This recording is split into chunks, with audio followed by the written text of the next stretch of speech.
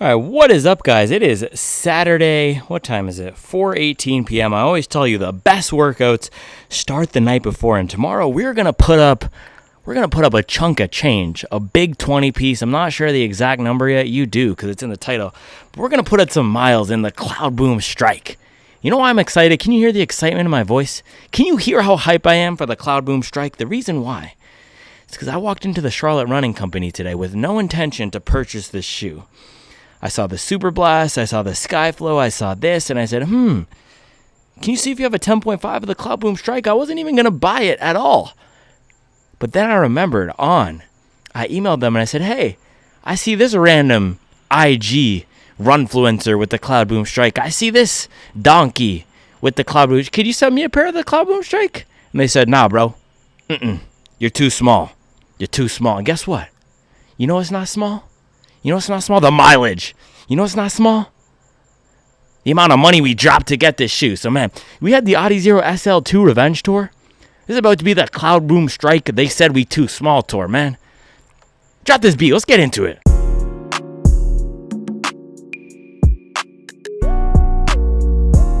All right, so we have the Cloudboom Strike here. It is 4 p.m., almost dinner time. I'm going to go in, eat some dinner. We can pop the overview, and then tomorrow we're going to bang out some mileage in this guy. So that's the plan. Dinner, overview, and mileage. Boom. Let's go. All right, guys, pre-long run dinner here. We have the coconut rice with the black beans, vegan chorizo from Trader Joe's, guacamole. Roni's trying to fight me with the camera. And we have sauteed peppers and onions, sweet potatoes, lots of carbs here from the sweet potatoes and the rice. We're going to be fueled up. We're not messing around, okay? They said we too small. Does this portion size look too small to you? Huh? Who you calling small? Also going to do a little athletic copper with this. Boom. All right, see you guys in a bit. Charlie said I needed to do the one sip test. Everyone knows the rules. Athletic Mexican style copper. They used to call this the light copper cerveza, but if they did a rebrand. Yeah, Mexican style copper, Atletica. I don't know.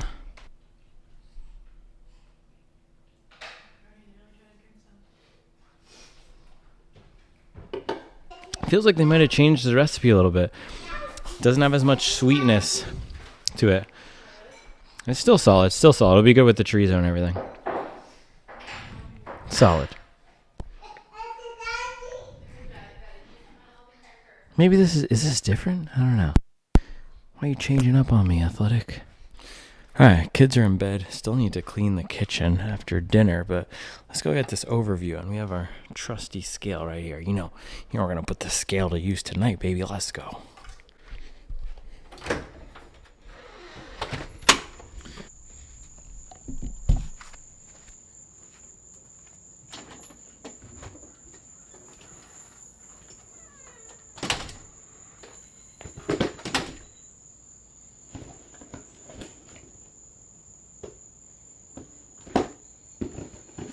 All right, so let's dive into the Cloudboom Strike here. I brought a few of the other aggressive, fast marathon racers out here, but that's what the Cloudboom Strike is. It's On's newest aggressive, fast marathon racer. Look at the colorway on this box here. Absolutely sick, and boom. Oh, baby. Look at this thing. Man, this new colorway that On dropped, the white, they have a name for it. I forget what it is, but this white with the red and the purple is so good. Our friend Caden over on the track side, he got the Sidious spike in this colorway. It also looks sick. Go watch the Subwell Track channel and look at his review if you have not. But man, this is one of the best looking racing shoes that I've seen so far this year. This is a clean shoe. And so the big deal with this and the big deal with On's racing shoes in general is they're doing away with the clouds. So it's kind of a dirty secret, I think, that the clouds don't work that great in some of the high performance products, and On is holding on to them in their everyday training. The Cloud Monster, the Cloud Harper, even the Eclipse. Sorry, there's mosquitoes, of course. The Eclipse and the Surfer. But you can see here, there's no clouds. Are these clouds? I don't even think these qualify as clouds, but you have these tiny little holes here. So that's really the big deal here. And then of course you have the race foam. So we're gonna have a Helion HF is what they call it, Helion Hyperfoam. It's just a PIBA. And then you have a carbon fiber plate. But looking at this shoe, it looks a little bit lower stack. It looks a little bit lower to the ground, more streamlined than other racing shoes and the other ones we have out here. So I'm curious to see how that's gonna do weight wise, because the forefoot looks a little bit lower. And then on the inside, look at this. Ooh. On the inside, it almost has this unfinished look. That's cool. You see that? Lightning. Yeah, it says lightning right on the inside. So yeah, I did try these on in the store. I just slipped it on really quickly just to make sure it fit. I'll do the full fit and feel comparison tomorrow. But what I want to do tonight is a little bit of a weigh-in and then quick comparison to some of these other marathon shoes that we have at the top here. So let me go grab the scale. We can do the weigh-in. Alright guys, weighing the On Cloudboom Strike, the newest marathon shoe to hit the market, coming in at a respectable 224.5 grams. That is pretty standard. That is not super lightweight. I actually thought it was going to be lighter weight when I held it in my hands. The upper is lightweight, but I'm guessing that means the foam down here is a little bit dense. But holding this in my hands and just seeing it, the whole vibe of it reminds me of the Saucony Endorphin Elite. And just look at these two. I think it might be the colorways too, but they look really similar. The Endorphin Elite might have more of an aggressive rocker up at the front. Look how that curves. Yeah, it seems like the On's isn't as aggressive. The On's also looks like it might have a higher drop. I'll see if I can fire up the specs, but let's throw this one on the scale. And look at this, bada boom. Let's make sure we don't have any, we don't have anything extra in here. So the the Saucony is coming in at 220 grams, so very similar to the On. Now, the Saucony's key draw is it's firmer and it's a really aggressive ride. Great if you're a bigger runner who wants something to put down some pace. It's very supportive, but it's not a soft and squishy foam. And just let's see. Yeah, pushing in this On foam, it's not the softest and squishiest either. And man, I can feel this plate in here up in the forefoot and in the rear. So I'm thinking this is going to be a firm, fast ride that it really benefits efficient runners. I don't think this is going to be a plodding along kind of shoe. Let's actually compare these two in terms of stability. Yeah, the Endorphin Elite has a little bit of a wider base here versus the On. And man, look at this. That is a nice looking shoe. Swiss engineering. Boom. Yeah, I like the little logo on the inside here. Who you calling small, On? Who you calling small? They said our logo's big. All right, let's throw the Alpha Fly on the scale. So same exact weight as the Alpha Fly. Alpha Fly is coming in at 223 grams. So this is one that it's actually grown on me. I didn't love it when it first came into the office because, I don't know, people talk about the Alpha Fly like it's this, almost like the Super Blast, right? It's this life-changing experience, but as I've put more miles on it, I've started to like it more. And my last run I did was a 22-mile progression run, and I finished that at 5-something pace. I was ripping, and this felt amazing. Also, I've been watching the Clayton Young Connor Mantz series, and I know that series is sponsored by ASICS because it's on Clayton Young's channel, but I think ASICS kind of played themselves because Connor Mantz is just throwing down in every episode in the Alpha Fly 3 and making it look so good. So I'm going to have to get some more miles in the Alpha Fly 3 soon, inspired by Connor Mantz, because he just makes it look so cool. But this is a great aggressive marathon shoe. Not my favorite, but it's up there. And now I also wanted to give a little love to this shoe. You guys probably didn't even know that I owned it. This is the Puma, what is this thing called? Fast Star Nitro 2.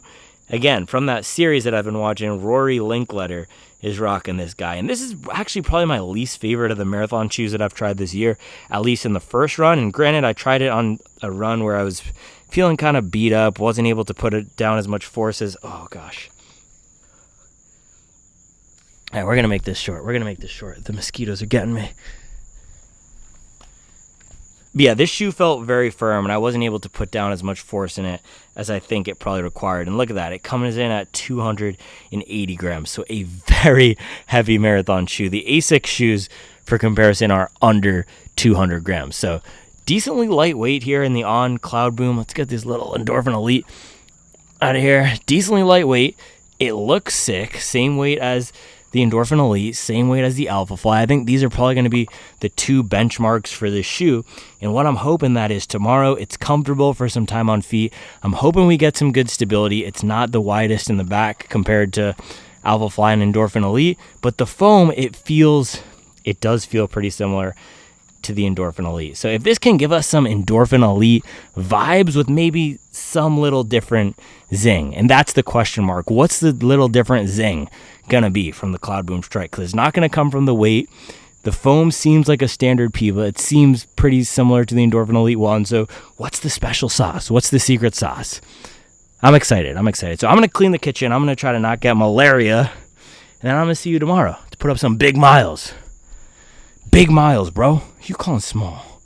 Who you calling small? Huh? See you in the AM. Hold on. We have to do the QA check. QA check also. This is our nutrition for the morning. I also got this at the Charlotte Running Company. We came stacked. I'm not messing around anymore, man. Every single long run until Chicago, I'm trying to hammer it. So we're going Morton's every Sunday. It's the Church of Morton, baby. Let's go. Boom. Who you calling small? I said I was too small. A little QA check here. The other one was what, 223? This is coming in at 227, man. That's some variance. That's a little bit too much variance. So that much difference in weight between the shoes is not a huge deal, but when you're paying 200 and 280 that we dropped today, who you calling small? Oh, drop 280 on the Cloudboom Strike. Yeah, when you're dropping 280 on shoes, I wish that they could be a little bit closer in weight. I also wish that they gave you a little swag bag or something with this, right? For 300, and give me like some free socks, or at least give me a free pair of laces. That's what the Endorphin Elite, you saw they had these extra laces. I don't even know if I'm going to ever use them. I probably won't, but it's a nice gesture. Dropping 280 on a pair of shoes. And all I got with these little inserts. It's disrespectful. All right, I'll see you guys in the morning. The AM. Trying to chase this mileage. Let's go.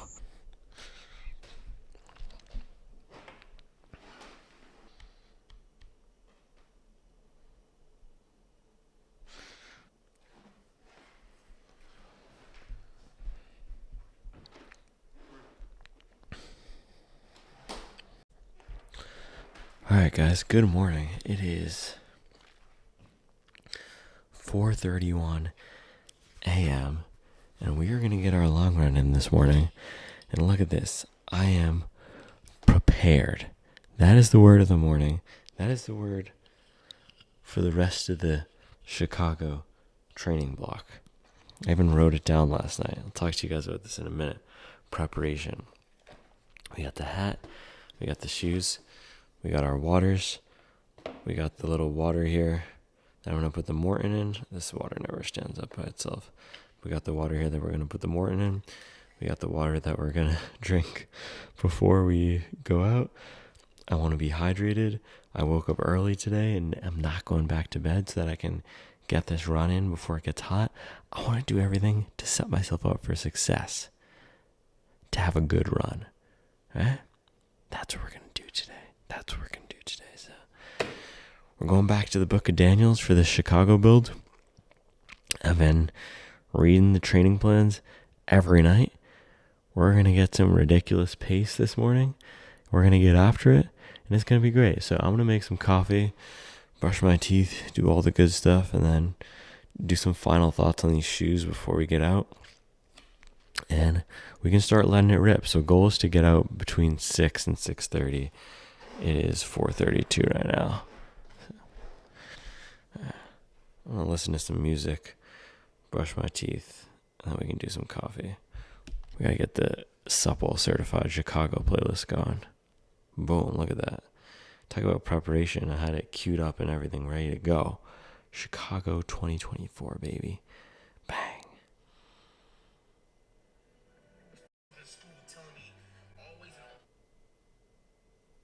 Alright, teeth are nice and minty.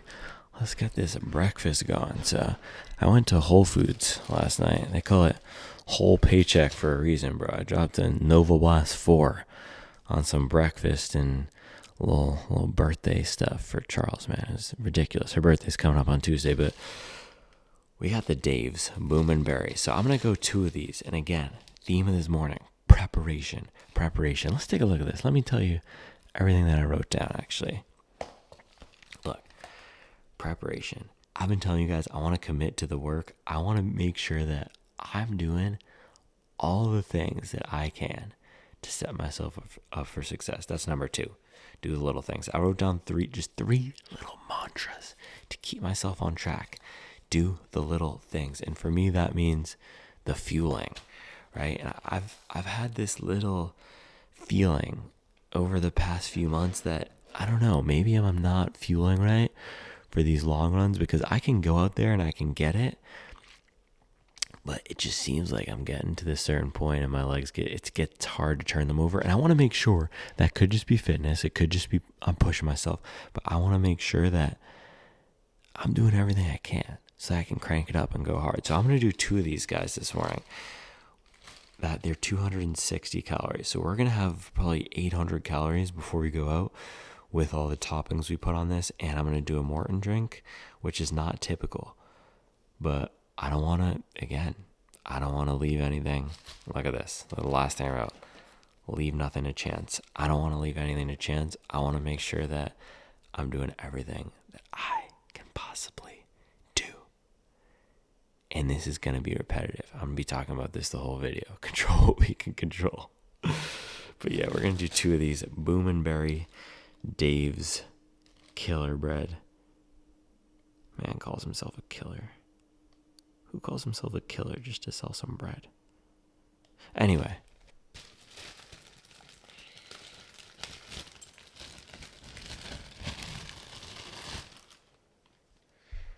Uno. Dose. How you like me now? Alright, so I got one of the bagels going in the toaster. I have the dual slotted toaster, but one of the sides broke. So we're just going to have to go one at a time. Let's get some coffee going. So I got some coffee from Whole Paycheck yesterday. Look at this. Boom. The Harris Teeter doesn't always have the most exciting coffee, but Whole Paycheck had the perk. These guys are from Savannah. That's solid. So a little Ethiopia, natural process, my favorite coffee. Looks pretty good, right? Coffee roasters have the best packaging and design. It's just fun. But again, man, I wanted to make sure that I had the juice this morning. So this is going to give us a little bit of the juice, hopefully. Let's go. All right, I want to make my breakfast and stuff, and then I'll flip this thing back on. We got the finished product. We got to get in the zone. Listen to some more Love Sosa. Love Sosa. Bro, I'm out here talking about preparation this, preparation that. I went and filled the coffee kettle up last night, the fellow, and then I go to make my coffee this morning, and it's empty. You know why? Because Charles was here making her tea. Preparation this, preparation that. Prepare to have your wife ruin your plans. That's what we should prepare for. Preparation. Get out of here.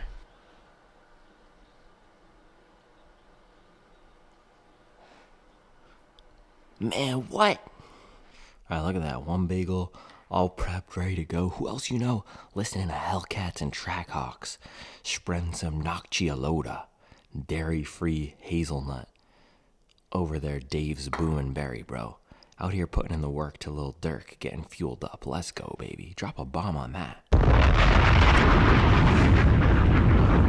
Bang. Let's go. Let's go.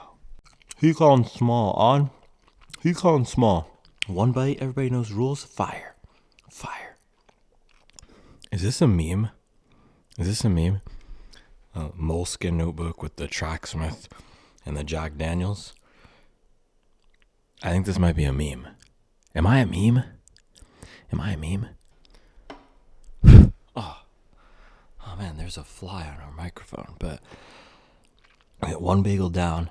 We got our coffee. We got our moleskin. Let's do a quick coffee taste test. The Perk Ethiopia. A little smell test. Yeah, smells like an Ethiopia. Nice toasted blueberry pancakes. Toasted coconut blueberry pancakes. Blueberry pancakes made with coconut oil. It's not my favorite, but sometimes people make pancakes with coconut oil. All right, one sip, everybody knows the rules.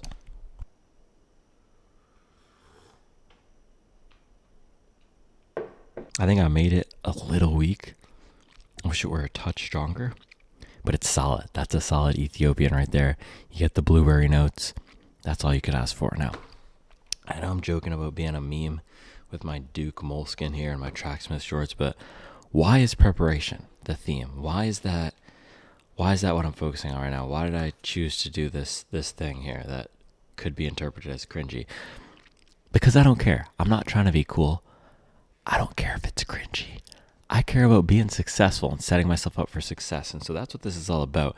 And the reason why preparation is the word for me is because I've been so focused on execution, and that is my number one skill. It's just going out there executing, putting up videos every day, putting up miles every day. And I'm so good at execution and so focused on that I often don't do this. I don't do this. Because I execute, I often don't prepare because I know I can just show up and do it. But that's my weakness. And the marathon and marathon training will expose our weaknesses. And last time, my weakness got exposed. And this is how you can tell, right? For me, I go out and I ran a sub 5 mile a few weeks ago. That converts to what? A 240? About a 240, 241 in the marathon. I was only able to run a 249 last time. So that shows me that this was not as good as it could have been. The preparation was not there. So these are our 3 keys to preparation. We're going to commit to the work. So that's the execution piece of it. We're still going to go out every day, get some miles in, hammer some workouts, but I do want to commit to doing 2 workouts per week this cycle. So we're going back to the Book of Daniels, doing that midweek grind fest. The one we got coming up this week is a 17 miler. We'll see if I have time to do the full 17. I might have to cut some of the aerobic warm-up mileage, but it's going to be brutal either way. It's like 6 by 1K or something with some 400s at the end. Second is do the little things. And that is, I talked about this a little bit earlier, but that's exactly what I'm doing here with making sure I'm fueled up. It is so easy to say, no, I just got this. It's okay. I don't need to fuel. I don't need to take gels. I can crush 20 on a bad night of sleep. Yes, you can. Yes, I can.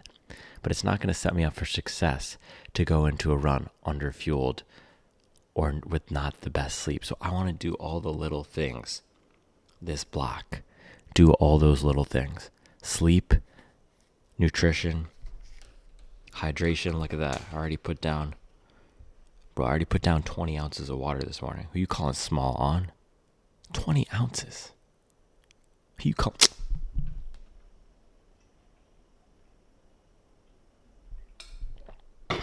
That's another 4 ounces. Who you calling small? And then the third is that's just another mantra I have. Control what we can control, right? There's a lot out there that is not within our control.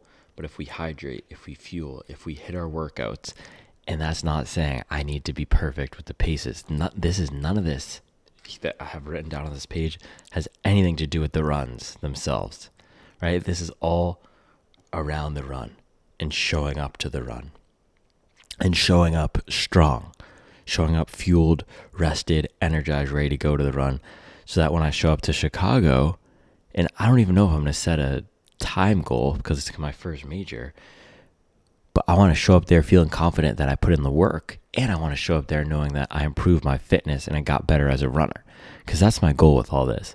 It's not to PR in a marathon. It's to get better. It's to get better every day, to get better. You guys know, up your best. That's why I drop every day on the channel. I want to get better, and I want to commit to something. So we're committing to putting in the work. We're going to do all the little things, and we're going to control everything that we can control. And I wrote this down here, leave nothing to chance. There's going to be some things that are not within our control. And those are the things that are going to be up to chance. But we personally leave nothing. That's active, right? We are going to leave nothing. We are going to leave nothing to chance. We're going to do everything within our control so that the only things that are left to chance are the weather, are how many other clowns are out there getting up to shenanigans on the course, right? I can't control that. I can't control if it rains. I can't control if it's hot, but I can control if I showed up twice a week and put in the work. I can control what my weekly mileage is. I can control what my pre-run and post-run nutrition looks like. I can control all the little things. All right, so that's how we're coming this block, bro. That is how we're coming. We are going to be prepared, and of course, we're going to execute. So I'm going to finish my breakfast here. I got to put up some more calories, and then I'm going to talk through these last little few things about the Cloudboom Strike that I'm excited about. Boom. More like Cloudboom Mike, because we're spitting bars. All right, bang. Breakfast is all finished. Put down 2 bagels. That was a way bigger breakfast than normal, so we got to make sure we can digest. But let's talk through some last little things on the Cloudboom Strike here. By the way, if you have not ordered your hobby jogger hat yet, make sure to go pre-order that. I got a few slots left. Ooh. And then, yeah, boom, boom. I even set up look at this. I set up my waters for the run last night. This is how serious I'm taking this preparation thing. I set up the waters. Let's go talk through this Cloudboom Strike. Oh, yeah, and then clothes for the run. We're doing the Tracksmith. I think these are the session shorts. I love these. Charlie got these for me. Nice little Columbia blue, 5 inchers. Go Lions. And then little features right here. Bang. I think I am a meme. I just called the Tracksmith shorts Columbia blue and said Go Lions. Oh, gosh. All right, yeah, and then let me show you. I'm not even going to show you this. We're going too deep into the meme territory. Let's just talk about the On shoes. All right, so bada boom. By the way, this has got to be my favorite colorway of the year. It's up there for sure. Oh my goodness. Did I really do that? I'm just completely clowning myself this morning. I'm going to get posted on Running Circle Jerk. Someone's going to take a screenshot of this and put it on Running Circle Jerk. But here's the thing, guys. Okay, I know there are a lot of memes out there about how you don't need goo to do training runs and all that, and people use 10 goos to run a mile, blah, blah, yada, yada, yada, yada. There's a lot of nastiness in that kind of thread of thinking, too, about who's a real runner, who's not. You rely on this to do that. I don't, that's not what we stand for here.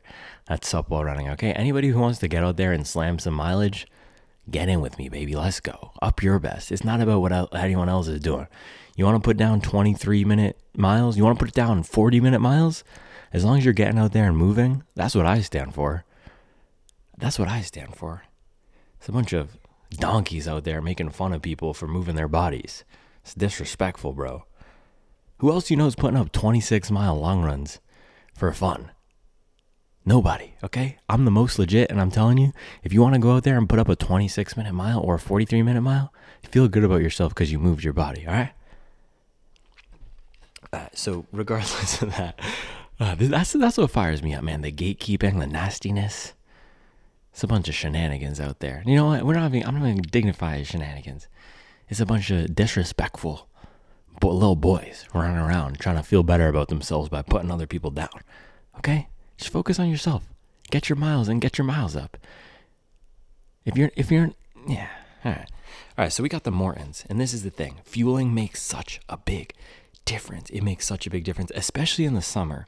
And I don't know if we're necessarily burning more calories. We probably are because we're working harder, but getting to the end of the run in the summer when it's 90 degrees versus 65 or 50 in the winter, all those little things, right, add up. So that's why we're doing the Mortons this morning. And I usually don't do this every time.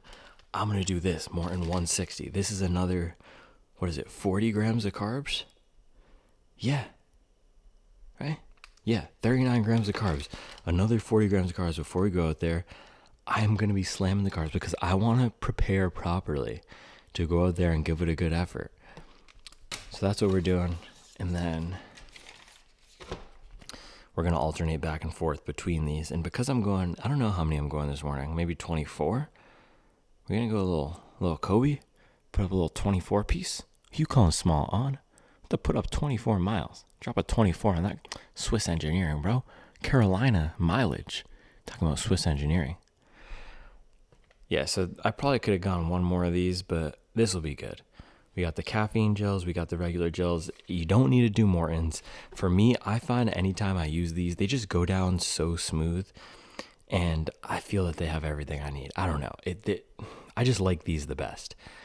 And they do take a little while to get used to the taste. It has this weird kind of sweet, like melted jello without flavor taste. But once you get used to it, it goes down pretty easy. So the black ones are the non-caffeinated. The white ones are the caffeinated. I like that they didn't make the black ones the dangerous ones, you know? They made the white ones dangerous with the caffeine.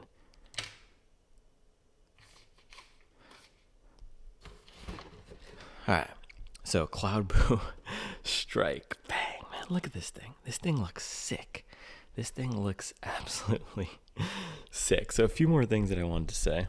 So the upper is extremely lightweight. They also have the light spray version of this. So that's the one piece. I don't even know if they're selling that in stores. It was not in the store I went to, Charlotte Running Company. But what I wanted to say is the foam does feel a little bit on the firmer side. And then it looks a little bit low in the forefoot.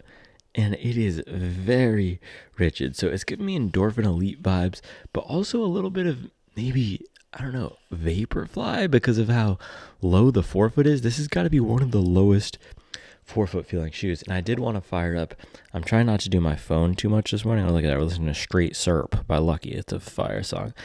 Try not to do the phone too much this morning just because it takes me out of my zone, you know, and looking at comments and all that. It's not good. You got to protect your energy. So that would be my challenge to you guys. Try to do no phone, no social before your long runs. Just one day a week. You can listen to music, whatever, but try doing no phone, no social, and see how that goes. No IG, no TikTok. I feel like the picture looks different than the shoe, right? Doesn't it look more cushioned in the forefoot in the picture? I don't know. All right, we're going to go to On's website, see what they say. Prism, that's what they call this colorway, the Prism capsule. All right, so 4mm drop is what they're saying. This is what confuses me about these brands. Does this look like a 4mm drop to you? Where are they measuring? This honestly looks like a 15mm drop. Because it looks like the forefoot has 20 millimeters of stack and the heel has 35. So they're saying a 4mm drop. Okay. Carbon fiber. I don't know if they have the specs on here. All right, I'm going to go to Running Warehouse. All right, it's not even on Running Warehouse's website. So let me just Google specs and see if any of these other websites have reported them yet. Okay, some random website called Wellworthy. I've never heard of them. I'm like, well unworthy, bro. Take that well out of your name. It's only one well. That's Supwell, baby. I'm just kidding. They say 39. Okay, so 40 and 36. This does not look like a 40 and 36 stack shoe. To me, at least. I don't know. You guys tell me. How thick is a thumb? How thick is a thumb? Because look at that. My thumb is thicker than this forefoot. And the heel looks very tall. Yeah, this looks like a Brooks Glycerin with a 12mm drop or something. But regardless, they say 4mm drop. We'll see how it rides. I did not love the SC Elite V4, which had a 4mm drop. And that felt very cushioned in the forefoot. This does not look like it's going to be the same. So we'll see. Maybe they're measuring like in the middle here or something. But yeah, you got the 4mm drop with this firmer PIBA, $280. That's what I wanted to talk about. On does put a price premium on these shoes.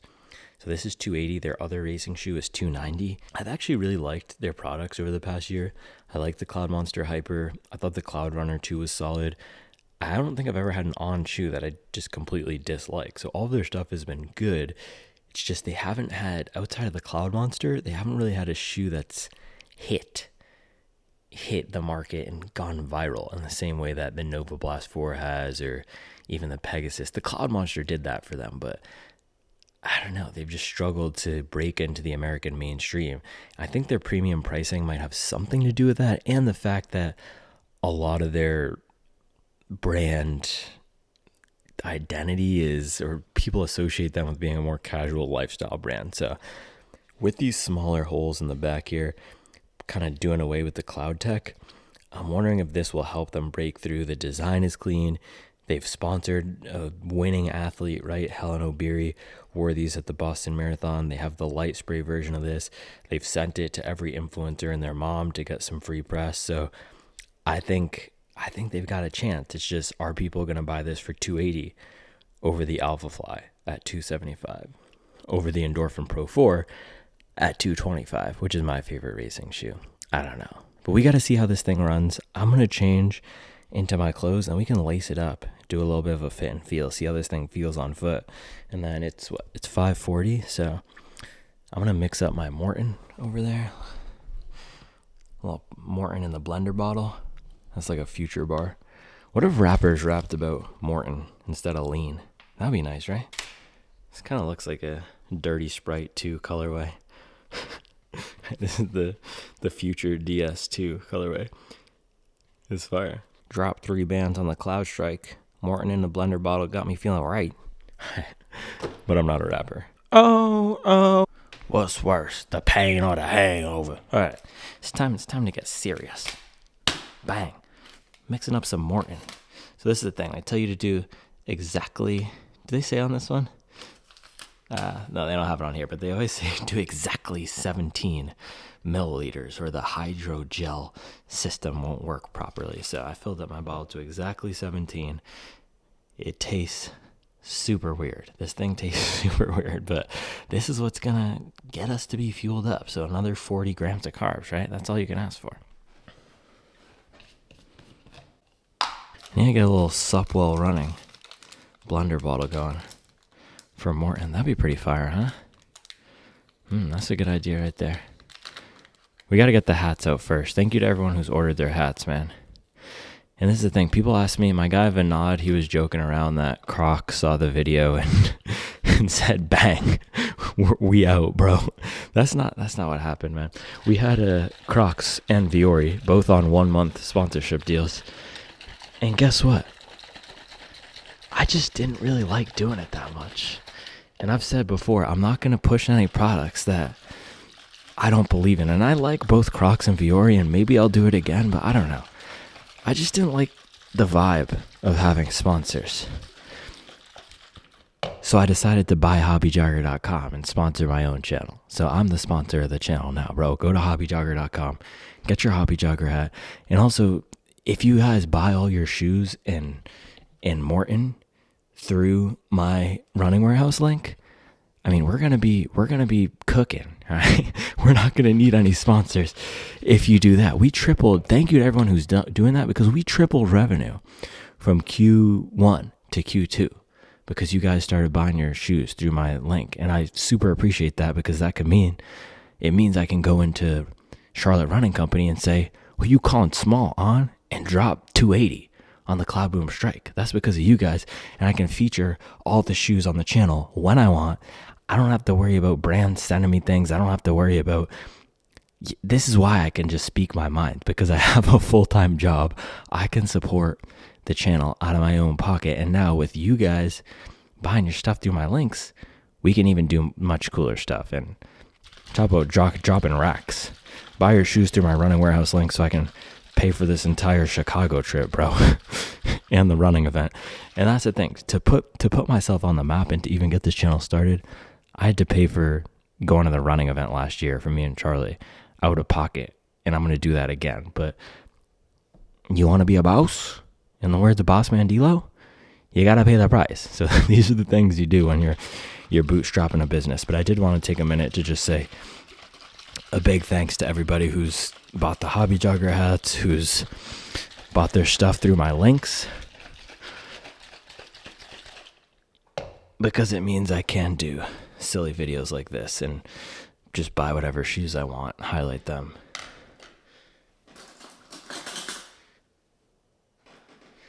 And the goal with this is probably to, I don't know what the goal with this is. The goal with this is to motivate more people to get out there to run and be active and to up their best and to enjoy life. That's what the goal is. And I would love to reach as many people as possible. This is the way that we're doing it now. And so it's going to evolve as time goes on, but I just appreciate everyone who's on board, who's aligned with the mission, and all the hobby joggers. So thank you guys. I love you. All right, a little Morton taste test. One sip, everybody knows the rules. I can tell you right now, it's not fire. It's not fire. All right, you ready?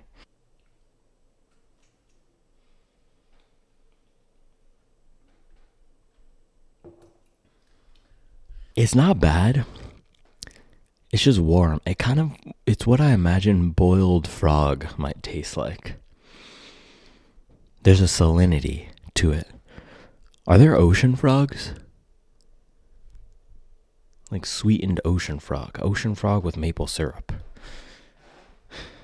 By the way, we put down 40 ounces of water so far? Who you calling small, On? Let me just finish this real quick.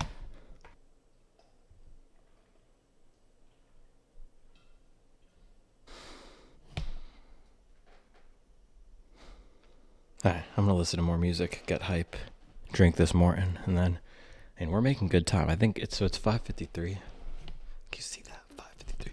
I think I'll aim to leave by 6:30. Gotta get some of this fluid out of my system. Yeah, drink some more Morton, get these shoes on, and then we can head out the door. See you in a bit.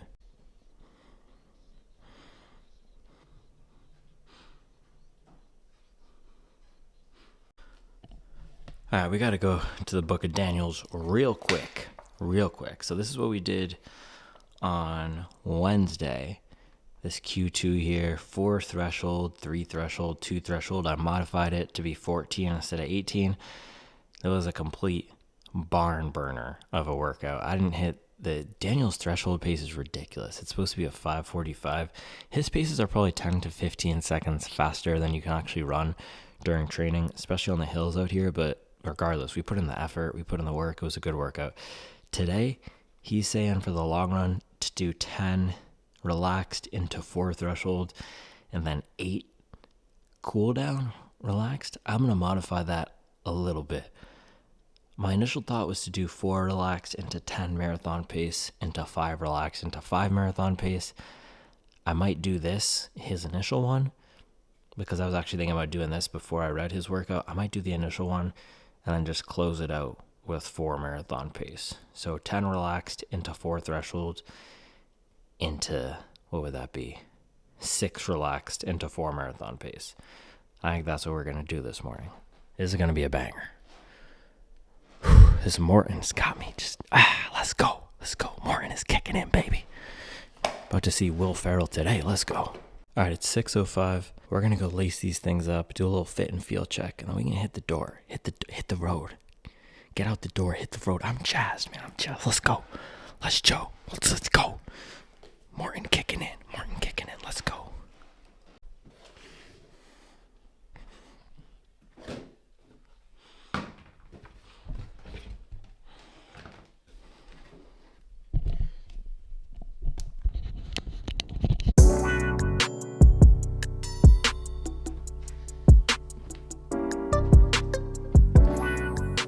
Time to lace up these Cloudboom Strike. Now that's a name. Cloudboom Strike. On does the most with their names though. Cloudboom Strike, Cloud Monster Hyper. Why don't you just call it one thing? Why don't you call it 3 things at the same time? Alright, lacing it up though. And On, yeah. So one of the issues that I've had with On, even though I've loved most of their shoes, is, and a lot of people have this issue, is the uppers bunch up a lot. You can see here, this is the Cloud Monster Hyper, even without it laced up, you can see some of the bunching and just the weird fit. And this is one of my favorite daily trainer shoes of the year. I didn't put it on my list just because it's $225, which just knocks it off. But as a standalone shoe, if it were $160, it would have made the list for sure. But yeah, look up here in the forefoot. Can you see this? Right here? Yeah, you can see. It's all bunched up. I don't think it's really going to affect the ride experience, but these are the little things. Talking about do the little things. These are the little things that On is still just trying to figure out. I feel like these are the things that they need to do to get them over that little hump. to be put in the conversation. And that's the thing when you're thinking about running shoe brands, right? Saucony, Asics, Nike, Adidas, New Balance. I think Hoka has entered the conversation. Those are the tier A brands. And On has just been, they're right on the cusp. I think they've just been struggling to break through and to be taken a little bit more seriously. But, oh gosh, we got to do this again. But it's things like this, right? Like laces being too long, the little upper bunching up, that sometimes hold back brands. It's like the issue I had with the Ultra Boost. Just put a real upper on it if you want the 5X to be taken seriously as a running shoe. But in terms of the materials of this upper, it's pretty nice. These fit well. I did slip my foot on in the store yesterday just to make sure that the length was good. And the length was good on both. And they have that race day feel for sure as I'm stepping into them. But the upper is comfortable. And the upside of the little weird bunching is that I do feel like I have enough room in here. And it's not a super tight and narrow upper. It is a pretty good fit. And man, this colorway is so good. I love this purple. It's just so good.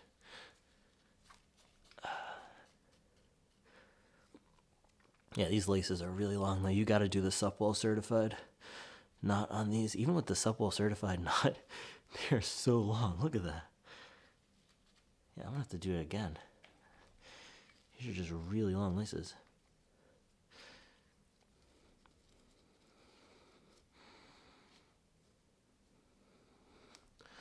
Alright. So on foot, it feels like Piba, and I can feel the rocker. This is a race day shoe for sure, and it actually feels softer than I anticipated. I think this foam is going to be a little softer than the Endorphin Elite. Maybe Light Strike Pro vibes. That's kind of what it's giving me on stepping. Heel does feel a little bit bulbous though, so we'll have to see how that evolves. All right, I think it's that time. We can do a little walk test outside, and then I think it's that time to just get out there and rip. What do you guys think? Is it ripping time? Oh, we gotta rip some more Morton. All right, I'm gonna rip this last Morton, listen to my last little bit of Chief Keef, and then we can head outside and grab my gels and everything, and we'll be good to go.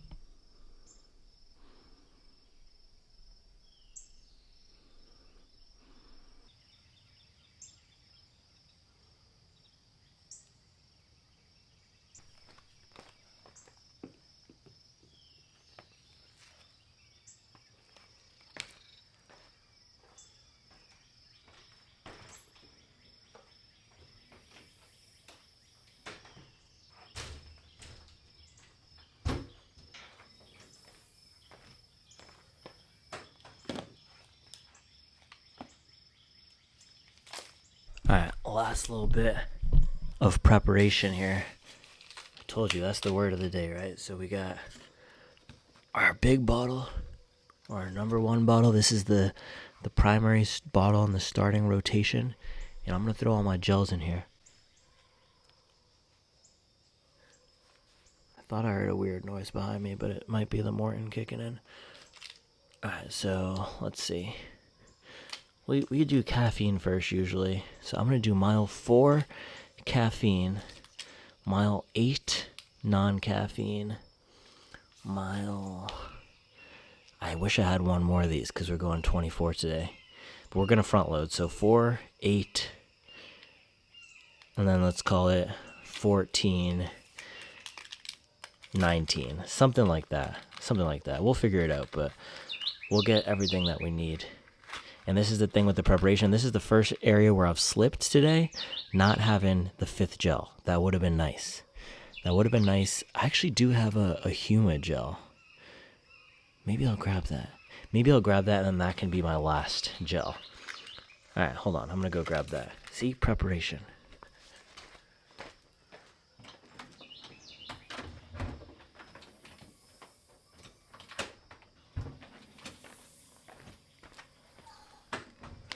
All right, let's do this again. And it might sound repetitive, but this is what you got to do. So you hammer it into your brain. What are the different stops I'm going to take? Well, not stops. What are the beats? What are the beats I'm going to hit, right? Today, so we're going to do caffeine at 4, non-caffeine at 8, caffeine at 12, non-caffeine. No, okay. One more time. See, this is the preparation. I want to get this right so that I can do this over and over and over again. And it's second nature. So caffeine at 4, non-caffeine at 8, non-caffeine at 12, caffeine at 16. And this is key because at 16, we're still going to have almost an hour left because we're going 24 today. And then the last gel, this is our emergency one. It's been sitting in my backpack for months now. I don't even know if it's still good. Haven't died yet. I think I'll be fine. Oh, let's see. There's no expiration on this. 326. All right, it's good till 2026. Boom. This is the apples and cinnamon. Ain't no spring out here, baby. All right, we'll do that at mile 20. All right, we're good to go. We're fully prepared. The last thing to do is put our backup water in the mailbox down there. And I'll take my little Morton to finish it. So this is the thing with these summer runs, and it's actually a nice cool morning today. Feels like it's about 70 or under 70 American weather right now, which is nice. And man, do these shoes, these feel good. These feel great on foot. I feel like I'm going to run fast today. It feels like a softer Endorphin Elite with less aggressive of a rocker. So basically nothing like the Endorphin Elite. I don't know why I keep coming back to the Endorphin Elite. I think the colorway. Also, I think low-key that might have rocketed up to the top of my list. My favorite race shoe, maybe. But the thing with that one, it was so punishing to run slower paces. This feels a lot softer than I thought. And On, another one of their issues with cracking the American market is their shoes have been just too firm. This does not feel too firm. This feels like it might be in that perfect sweet spot. This is good so far. All right, I'm gonna put this water here so at mile 12 or something I can come back, grab that, and I'm gonna chug this last little bit of Morton. Let's do it.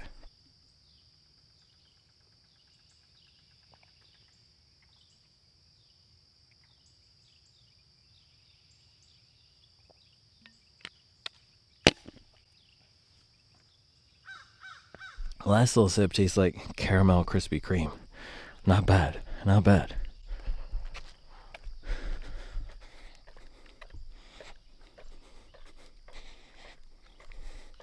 This might be a 2-hour video today, but I got a lot to say. I got a lot to show you. Who you calling small, On? I'm small about the video length, bro. Alright guys, we are officially ready to go. Last little notes on these shoes before we go. The foam feels like it's in the sweet spot. So far, man, I have high expectations for these shoes. The geometry feels nice. It's not too soft, not too firm. The one weird area, the upper, it actually feels great on foot. It feels like it just perfectly wraps my foot. There is a little bit of bagginess in the forefoot, but maybe that'll be nice as our feet expand throughout this run. I don't know. So far, feeling good. It's like a softer Adios Pro 3 or something like that. All right, we just got to get these miles in, baby. It's time. 24-mile long run, Cloudboom Strike. Let's get it.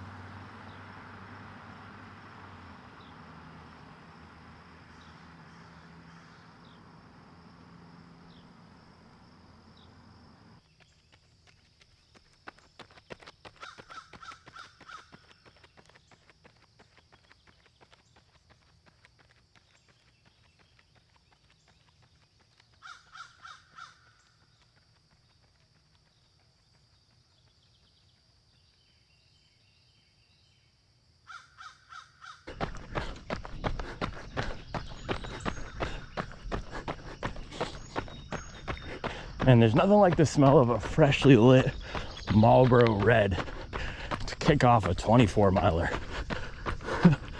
My man was over there getting in some 6 a.m. bogeys. Let's go. Man, I have those race day vibes right now. I feel jittery, I feel jumpy.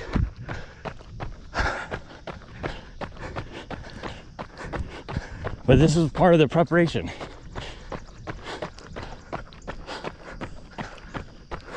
So yeah, we got 10 miles, nice and relaxed.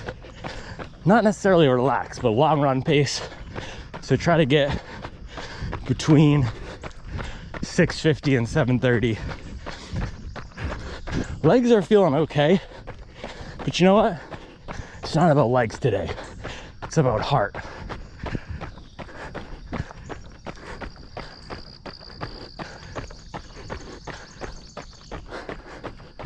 Got the deer out too.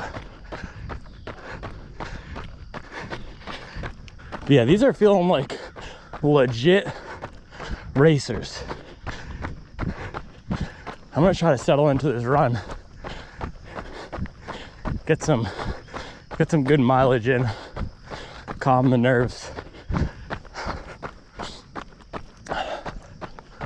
I'll flip this thing back on when we have some more insights.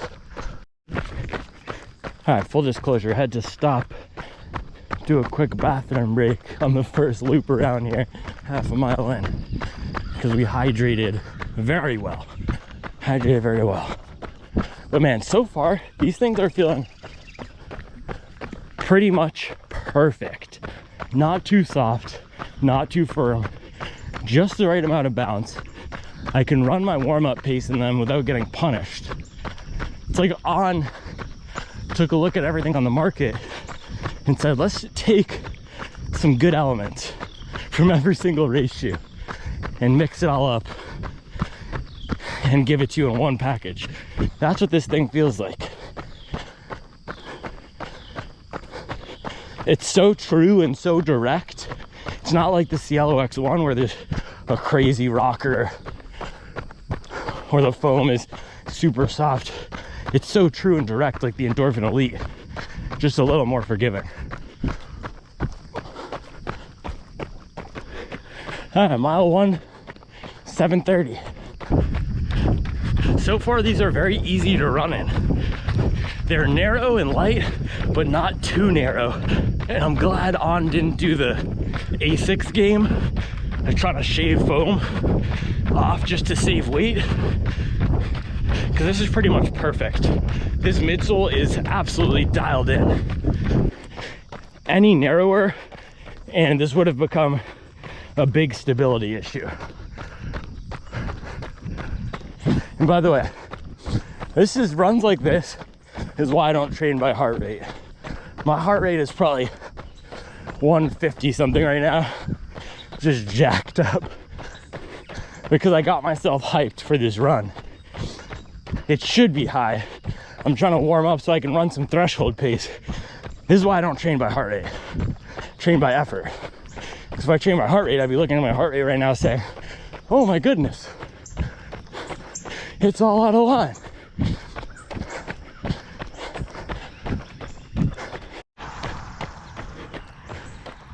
I'm definitely still feeling Wednesday a little bit in my legs.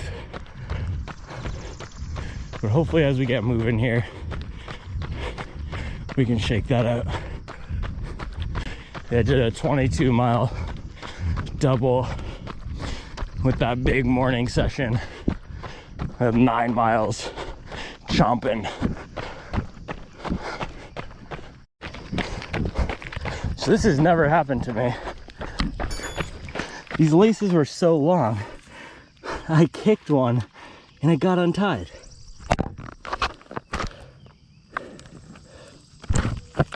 I never switch laces, but I might need to do that. Yeah.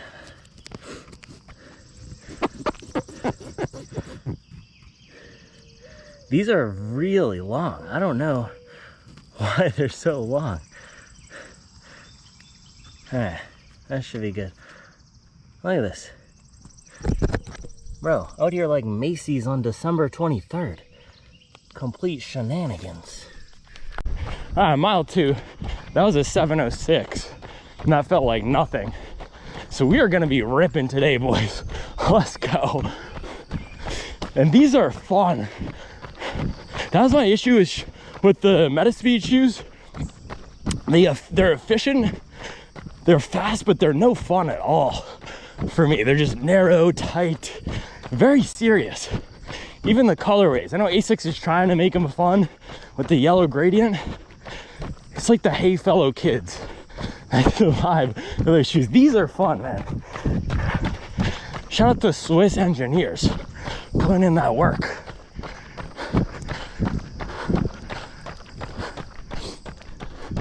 I was gonna try to make a Swiss joke, but I don't know anything about Switzerland and their culture. So I don't want to get canceled out there. Fondue, I guess? Is that what they do for fun? Fondue and skiing? Sounds like everyone I went to high school with. Triggering, man. I'll listen to some Future when I get back, wash that away. And some Gucci flip flops. I think I'm gonna call these the Jamie Targaryen 24s. The Kingslayers, bro. This is a usurper right here. Coming for the crown. I know there's some Game of Thrones fan out there who's like, Jamie Targaryen was not a usurper. I know, bro. I know. But he was the Kingslayer. Who's a good usurper from Game of Thrones? My man Stannis Baratheon, he tried to be a usurper. He got his though. This is just disrespectful. This is just absolute disrespect. Now the left shoe wants to come undone. You're gonna say, why don't you use the runner's knot, mate? Because it's not swag. That's why I don't want to use the runner's knot, mate. Alright, I'm gonna tuck. We're gonna do, look at this, a little Supwell certified action. Then we're gonna tuck these bad boys. Oh, these are not coming untethered now. These puppies are gonna be in there. Look at that. That's not really swag either. That's not really swag, but let's see. Let's see if that works. This is just complete madness thing.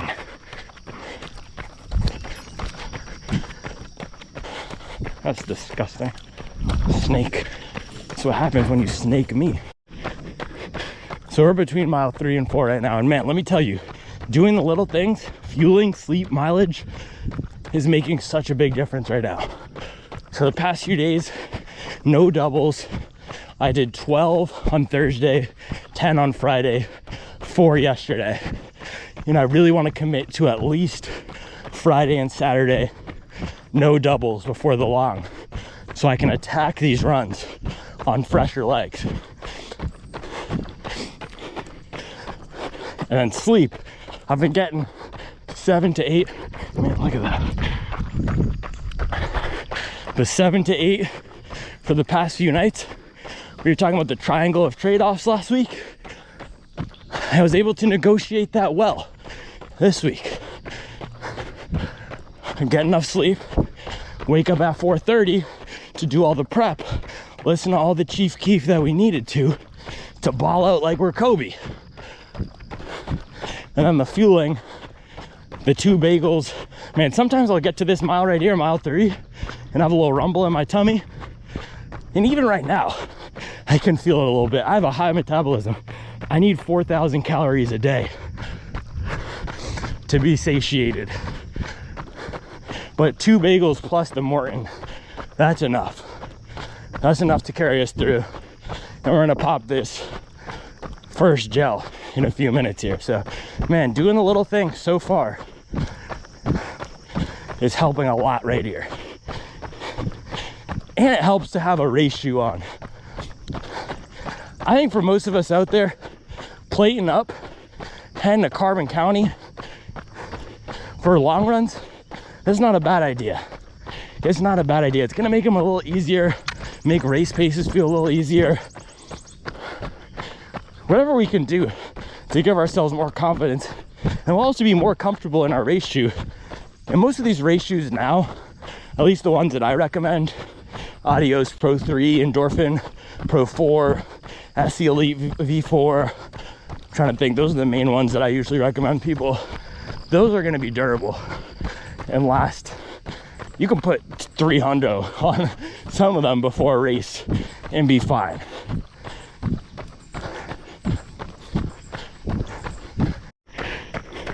All right, that was mile 4, 6:48.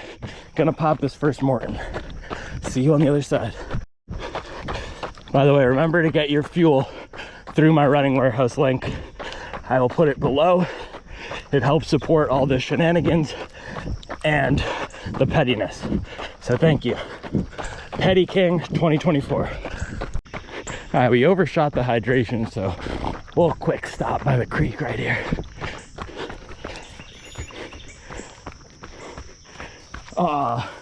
Brand new race shoes in the mud.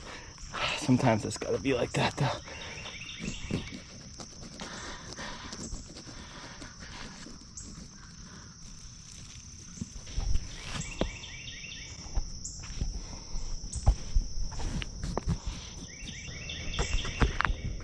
What are you calling small, hon? Nothing small about that. First area of concern so far with the shoes though, I think we got some residual mud on them from that, and it felt a little slippy out of the gates coming out of the creek there. So wet weather grip may be a concern with these. The rubber coverage did not look that great. So that is something to know, man. Bad grip, that can completely kill a shoe. We'll see if the sprinklers are going actually out on 51. We may be able to test them there. Kobe.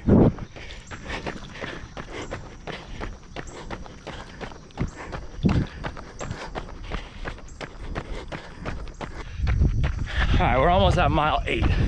Here's my message today, guys. I know I'm joking about On calling us too small. Well, I'm not really joking about it, but I'm making jokes about them calling us too small. But this is the thing. My message is, man, you can't wait for anybody to give you permission. You can't wait for anybody to let you in. You gotta bust down that door. You gotta bust down that door. And if they're not gonna give it to you, you gotta go and take it. This is my first tattoo right here. Fit Wee a Wee. It's from the Aeneid. I don't remember the exact scene, but one of the armies banging down the door of a castle, the gates of the city. Fit Wee a Wee. The way opens with strength. The path is made with power. This is a rough translation. You can't wait. You gotta let them know. You gotta let them know. We're gonna prepare. We're gonna execute. We're gonna put in the work. You don't wanna give us a seat at the table? We're gonna build our own table.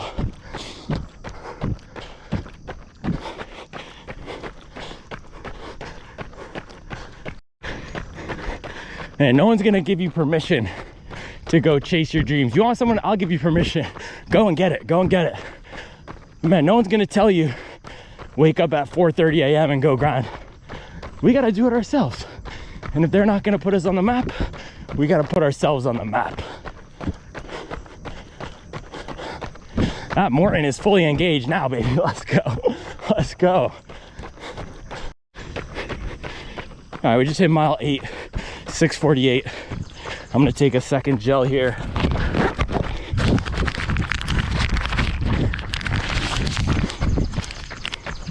Non-caffeinated, but we gotta keep the carbs coming. Keep those carbs coming. You can bang that little sprinkler on the way back.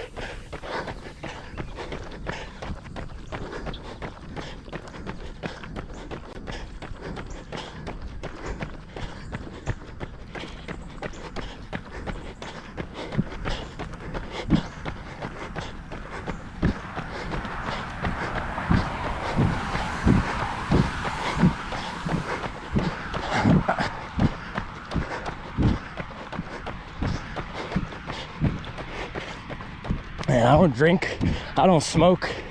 This is how I indulge. Drop a little 24 piece on their head, man. This is what gets me going. This is what gets me out of bed in the morning. I'm a sicko. Man, you call me too small? How's this 24 piece? Little 24 piece, not small about the mileage. I'm throwing down some smooth 640s right now, like some malt liquor, baby. Let's go.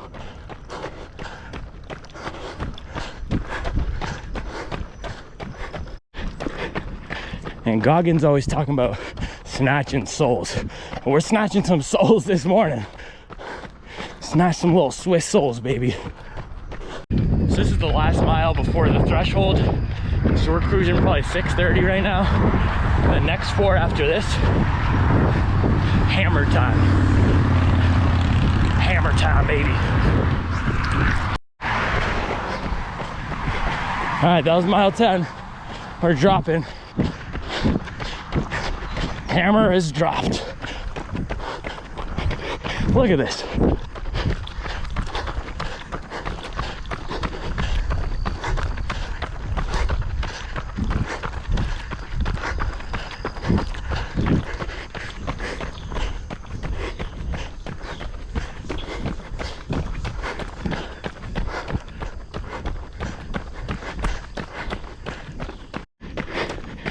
We're in attack mode right now, but shoe came untied again.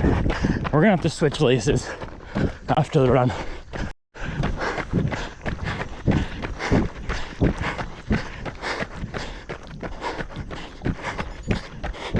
All right, first mile 5:40. That was for all the runfluencers who got this shoe and put up 5 miles in it.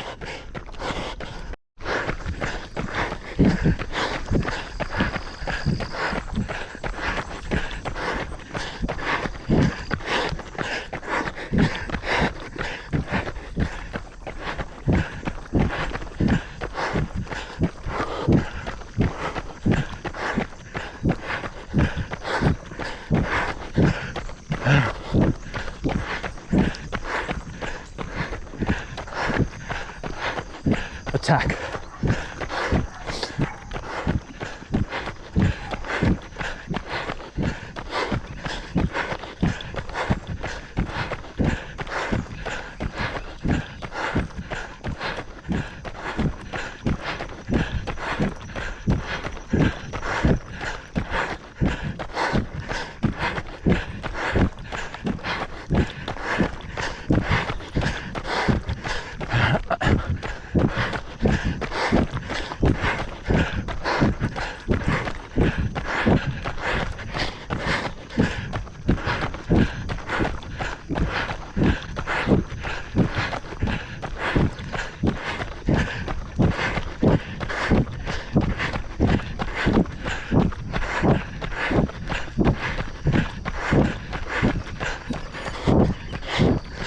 $5.35.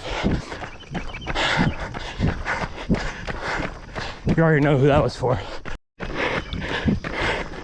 You wasn't with me shooting in the gym. Huh? You wasn't with me shooting in the gym. Last one, man. Run hard to the beat. Run hard to the beat.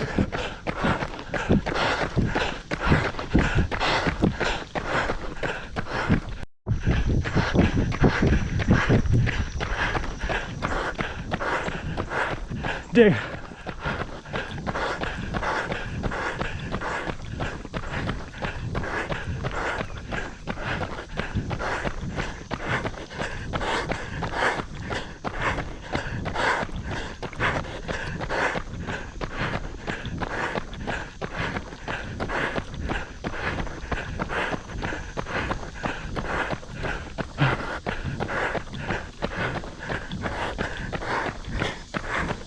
Woo!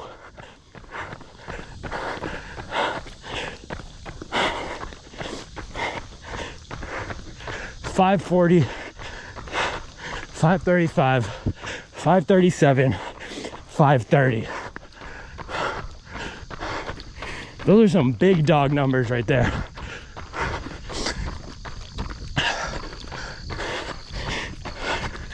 You want to call me small?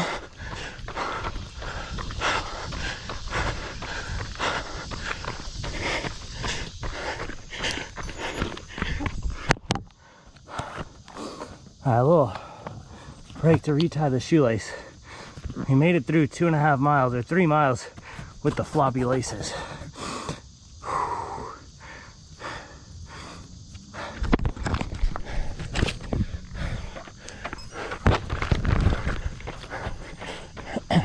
That might have been a 5K PR. I'm not sure. 5K PR in the middle of a 24 piece. And that's why we run big mileage. Man, I don't drop my nuts very often and talk and put up numbers like this. But sometimes you just gotta drop your nuts and put up numbers, man. This is why I am who I am. You gotta find something. You gotta find something that makes you dig deep. And you wanna call me small? Not small about those numbers right there. 540, 537, 535, 530.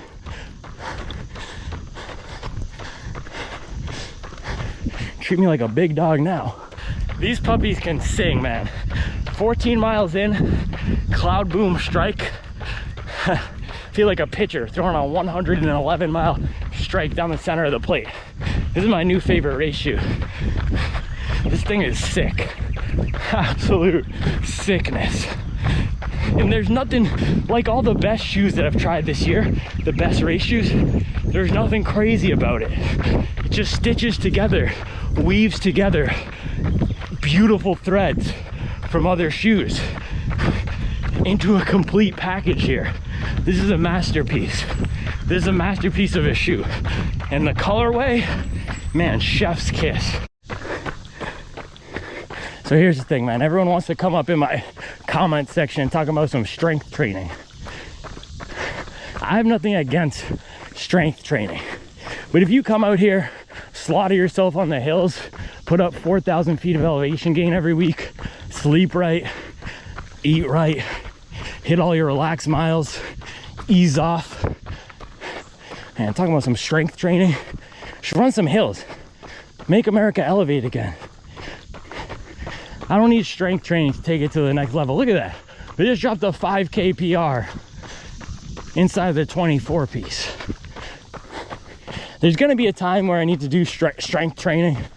We're talking about some strength training. Strength training. Strength training. Talking about some strength training. And by the way, I'm not speaking generally. There is a purpose for strength training, especially if you're coming off of a sedentary lifestyle where you've never exercised. But bro, I used to be brolic back in the day. I was jacked. Oh, that was mile 15, 7:34 pace. So I have years of strength built up, which lets me get away with this. And I know there's those people, oh, just you wait, it'll catch up to you one day. Those are my favorite people right there. You know why? Because I just put up some big dog numbers in their face. So I'm gonna take my last non-caffeinated Morton. Mile 15 here. I was supposed to take it earlier, but I could not take it during those threshold miles. I was just moving. By the way, I was supposed to run those at 5:45. We smashed that today. That's what fresh legs and doing the little things will do.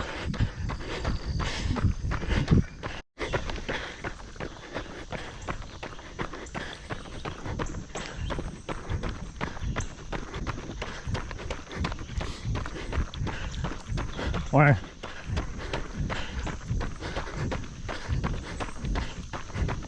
so goal now is just cruise to 20, and then we're gonna finish it off with 4 marathon pace miles.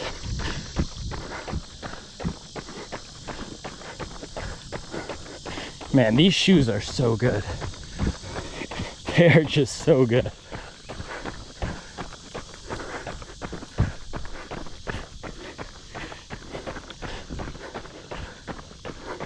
This is like the best version of what the Adios Pro 3 could be. It almost reminds me of the Evo a little bit, but maybe even better. Yeah, mile 16, that was a 7:33 pace. Nice and smooth. Man, you gotta know yourself, know your weaknesses. That's the most, I told you guys this last week. I'm not the smartest, but I am the most self-aware. And I think that's one of the best skills you can have in life. Knowing your own weaknesses. I'm not good at preparation. So you know what I'm gonna do? I'm gonna be the best I can possibly be at preparation. The execution will always be there. And today, this morning is already showing, man, when I prepare properly, in the days leading up to a big workout, I can crush it. We need to prepare. Know your weakness and work on it. Use your strength to outweigh your weakness. We're gonna out-execute this preparation flow. That's that snake again. But that was mile 17, 7:29. I'm gonna double up on the gel here. So we got 7 miles to go. And I wanna make sure we stay on top of this fueling. So I'm gonna do this aged Huma. I have no idea how old this is. We'll see.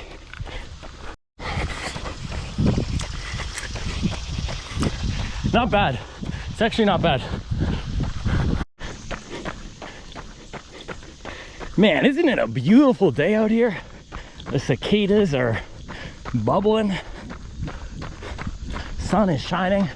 Trees are blooming.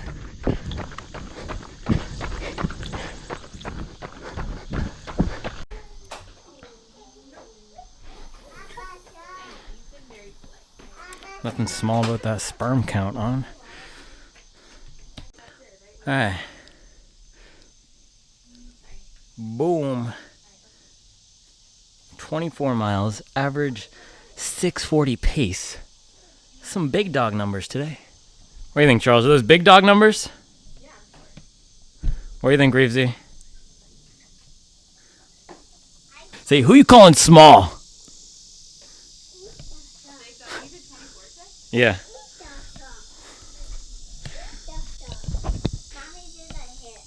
I know, your hair looks fire. Space buns. You look like, who does that? Shikari?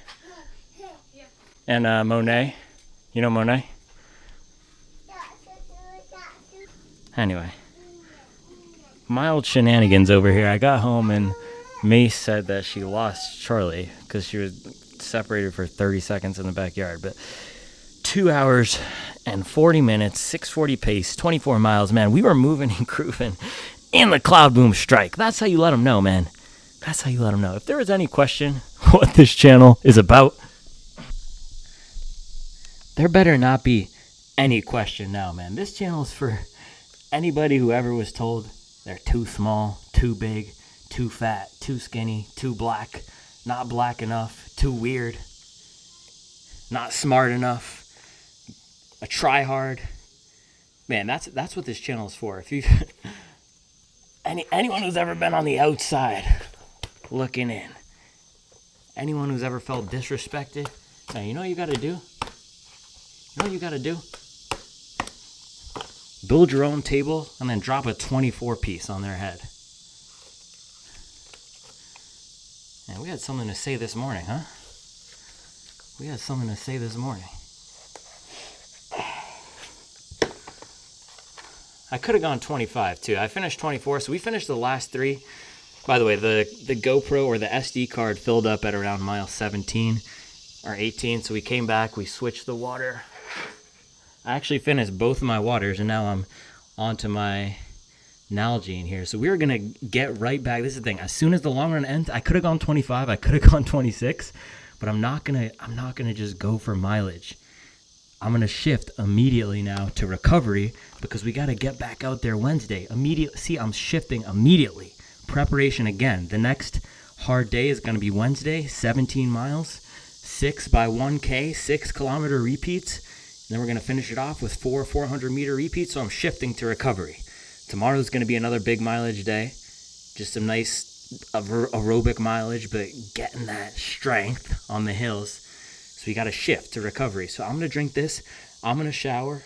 I'm going to get some quick calories, and then we can pop back out here to do the breakdown on the Cloudboom Strike. I also think I might take my Vaporfly 2s, and I think I have black laces on those, and put them on here. Everything was good other than the laces. And maybe I'll throw these laces on some casual shoes just because they're kind of cool. I like the purple. All right, shower time. Let's do it. I'm about to blast some Chief Keef in the shower. We got to let him know, baby. 24 miles at a 6:40 pace, 2 hours, 40 minutes.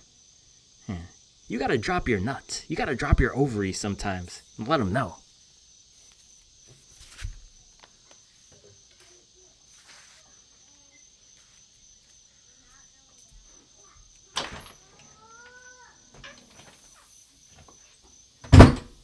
All right, so before I shower, I'm going to have this little Nature's Bakery apple cinnamon fig bar. Just quick. I think it's 200 calories. Get some carbs in right away. This was just easy, but we're switching to recovery mode. We got to prepare. Preparation, baby. Preparation and execution. Let's go. All right, all showered, ready to go. Let's get this breakdown in on Cloudboom Strike. Absolute banger.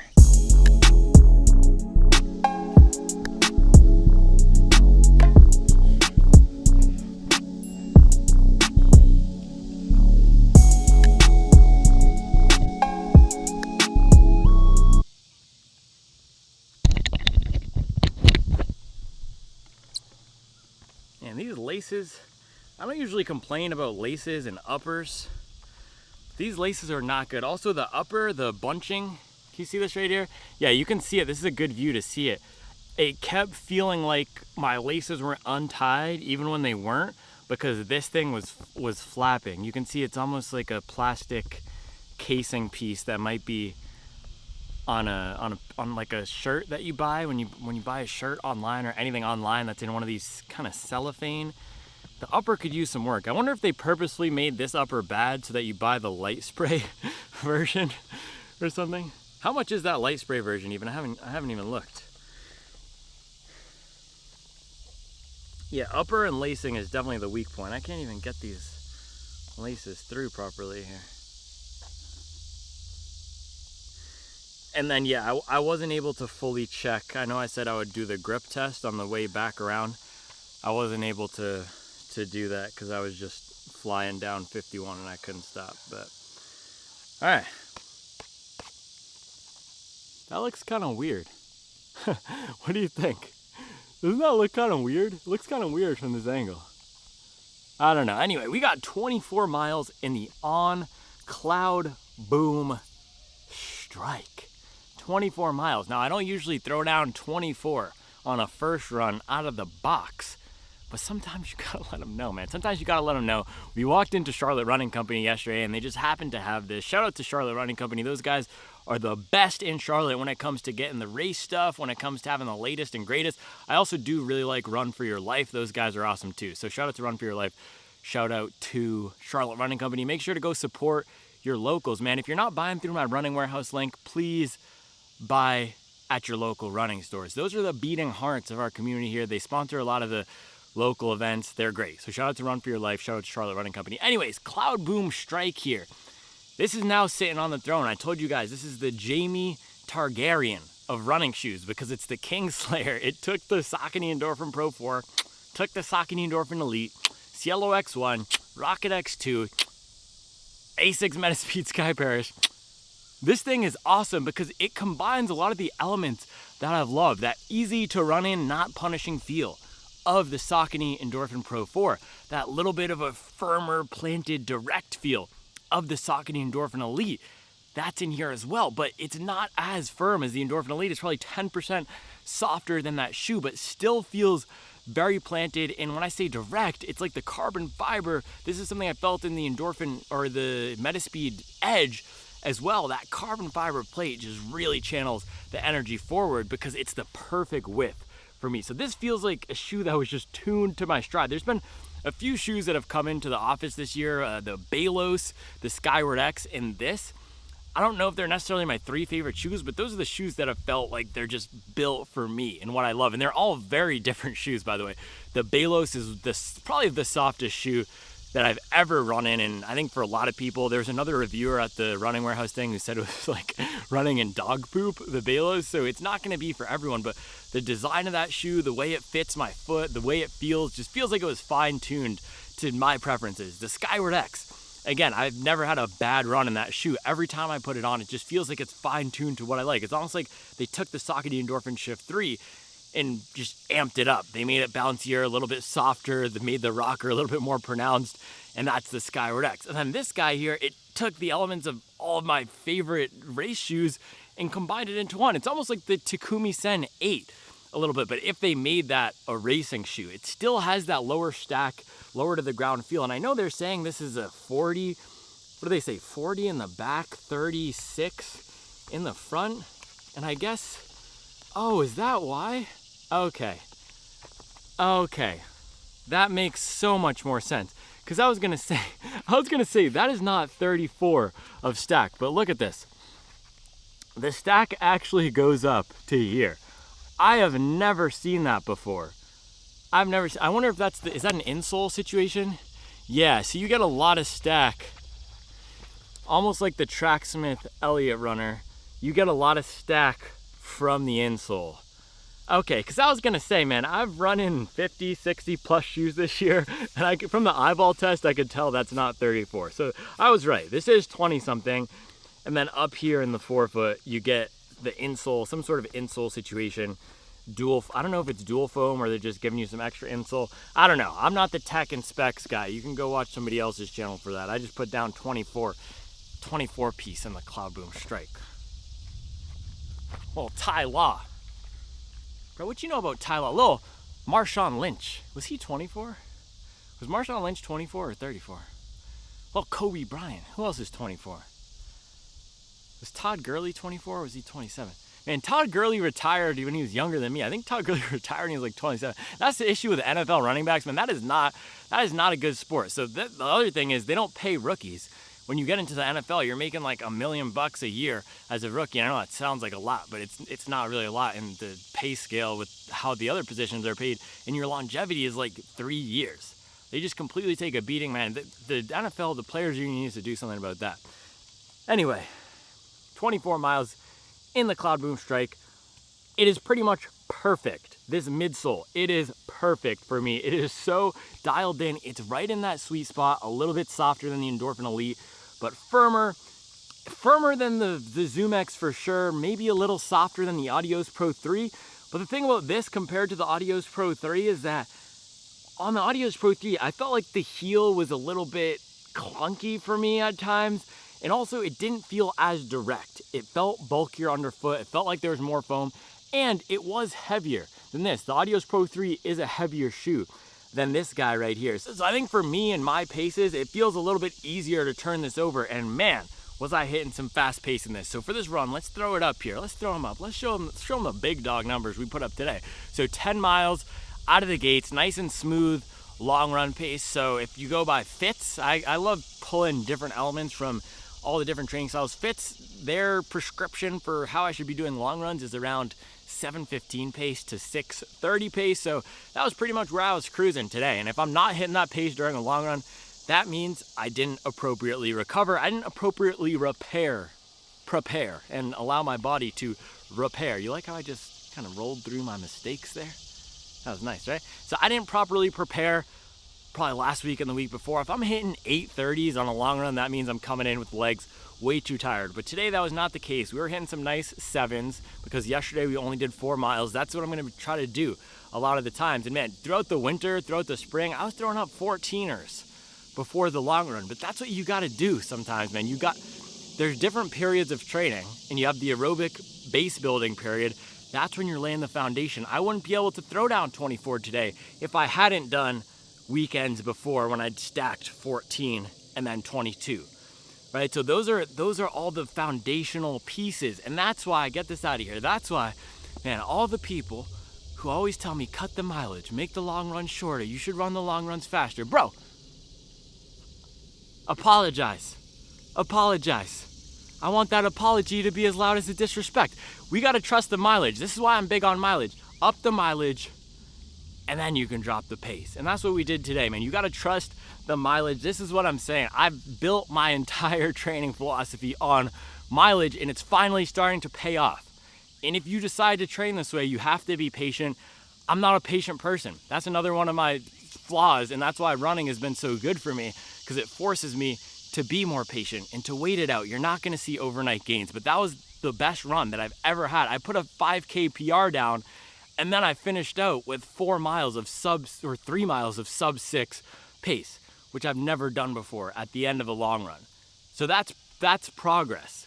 That's progress, and it's only progress because we built a system here, the Supwell system, the system of training that I've bought into from Daniels, from taking some stuff from the Higdons and the Hansons of the world, but mostly Daniels, Cerruti, Lydiard. Up the mileage and run hard and crush some hills. And that's what builds fitness. That was a Nissan Pathfinder. I don't know. I don't really have anything silly to say about it. So yeah, after those 10 miles, nice and smooth, felt good, felt fresh. We hit 4 miles at threshold, and man, that's when the shoe really started to shine for me, because it felt good for those first 10 miles, but sometimes a shoe will feel good at everyday pace and then not feel good when I run fast, but it felt so true and so direct. The character of this shoe did not change at all. No matter what pace I ran in it, it felt the same. There's a few shoes that are like that. The Triumph 20 and 21, it always feels the same. I read this analysis on one of the forums, and I thought, man, that's some great analysis. So I've started to work it in about the Triumph 20. Another shoe, I'm trying to think, Rebel V3. That's another shoe. It feels the same at pretty much every pace. It's not that it comes alive at one pace, falls apart at another pace. Diodora Gara, that's another one. It feels very smooth, very consistent. Even something like the Nike Vomero 17, it feels the same amount of soft, bouncy, smooth at every pace. And that's this guy here. Throwing down some 5:30 pace, it felt very connected. And that's the beauty of the shoe, right? I like a little bit of a more connected ground feel type of shoe, and it's not that this is giving me ground feel, but I'm not fighting against the foam. It doesn't have that SC Elite V4 feeling, and it's weird because the stack height on paper, and this is why you can't just go by tech and specs, the stack height on paper of this is the same as the SC Elite V4, but it runs completely different. This feels so much faster, so much lighter, so much less cushioned in the forefoot in a good way. Just way more direct and connected up here in the forefoot. And also, look at, man, this colorway is so good. Look at this, complete banger. But yeah, nice and connected and direct up in the forefoot. And the rocker is not too aggressive. It's the rocker isn't the biggest thing with this shoe. There's no one thing that's blowing me away. It's just how it comes together. Similar to the Metaspeed shoes, there's no one thing that ASICS did to make those the lightest shoes and the fastest shoes, but the way those come together, they shave weight here, they save weight there, that makes them light and fast. With this, all the design decisions come together. Design decisions. Sound like W out here. Fool me once, On. Shame on you. Fool me twice, we putting down a Kobe Bryant in the On Cloudboom Strike. Man, the cicadas are talking this morning. They don't have those out in Switzerland, do they? The cicadas talk the talk for me.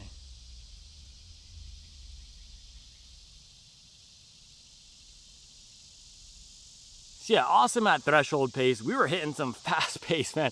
Let's throw it up again. 540s, 530s. I don't know where that came from, but this is what I'm saying. Trusting the mileage, trusting the system, trusting all the work we put in, slogging out some 10 milers this week. Man, you guys heard me. I was frustrated that felt like I was just chopping wood without any sort of end in sight, slogging through some rainy runs, 750 pace here, 740 pace here, but those are the building blocks. That's the foundation.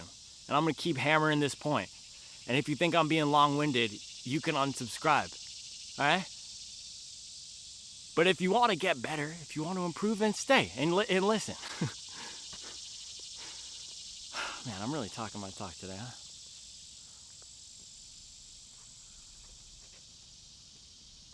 I think I earned it. What do you think? Did I earn it?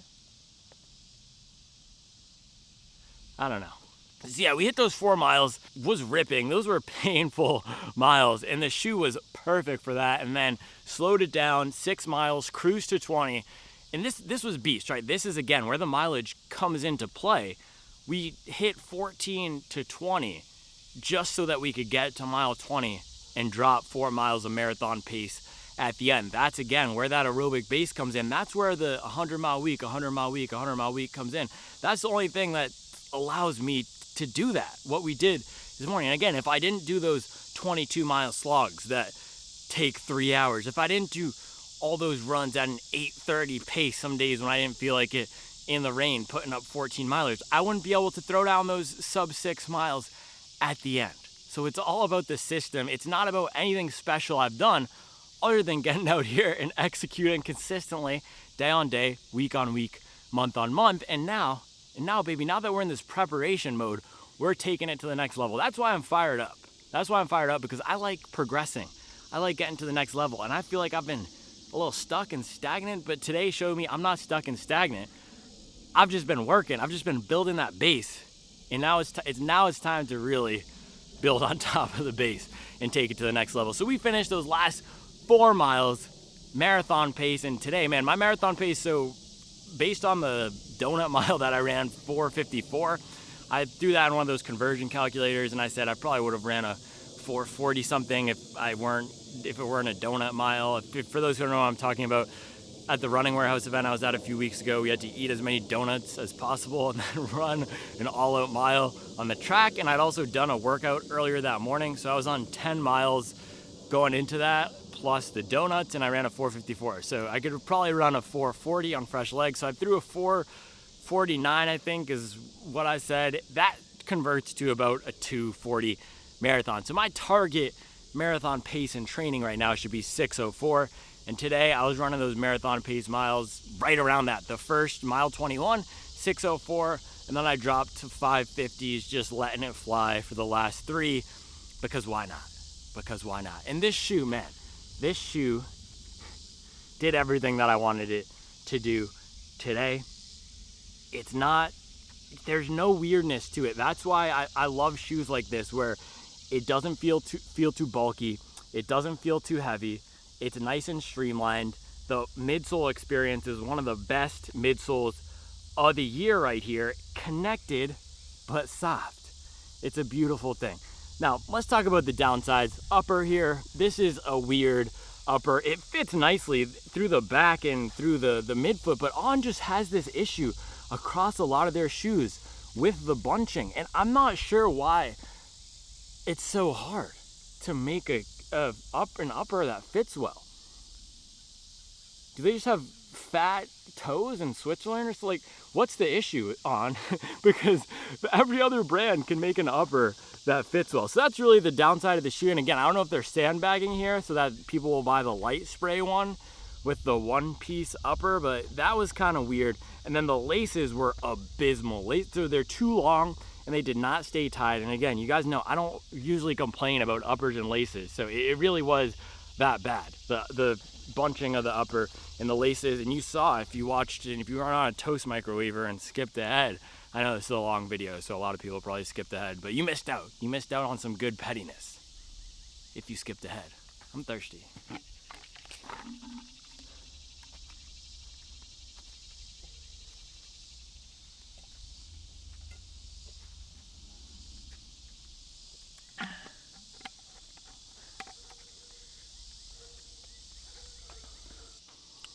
Yeah, what I was saying was I had to retie 3 or 4 times across both of these shoes. So I'm gonna, immediately after this, I'm gonna switch these out for my Vaporfly 2 laces, since I don't really run in that shoe anymore, or some other, I think I have some spare, probably the Vaporfly 2 laces. I'll put the black ones on here, and that should fix the issue. But it's not gonna fix this issue here, which is it. So it's not this type of an issue, right, where it's bunching up.